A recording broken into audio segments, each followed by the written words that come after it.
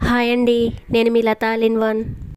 Non veg curry ఇంకా గుత్తి వంకాయతో చేసిన ఏ కర్రీ అయినా నా దగ్గర పెడితే కనుక కంపల్సరీ నేను గుత్తి వంకాయతోనే తింటాను. అంత ఇష్టమండి గుత్తి వంకాయ అంటే. మామూలుగానే వంకాయతో కర్రీ చేసుకుంటేనే చాలా టేస్టీగా ఉంటుంది. అందులోనూ ఇలా గుత్తి వంకాయ కర్రీ అయినా, ఇలా గుత్తి వంకాయ ఫ్రై చేసుకున్నా ఇంకా టేస్ట్ అయితే మాటల్లో చెప్పలేము.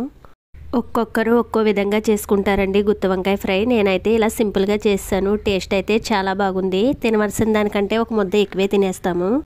దీంట్లో మనకి కావాలనుకుంటే కొబ్బరి పొడి, నువ్వుల పొడి, ఇంకా పల్లీల పొడి కూడా వేసుకుని చేసుకోవచ్చు. గుత్తి వంకాయ ఫ్రై చేసుకోవడం చాలా సింపుల్ అండి. చాలా ఈజీ ప్రాసెస్లో చేసేసుకోవచ్చు. చాలా తొందరగా కూడా క్విక్గా అయిపోతుంది.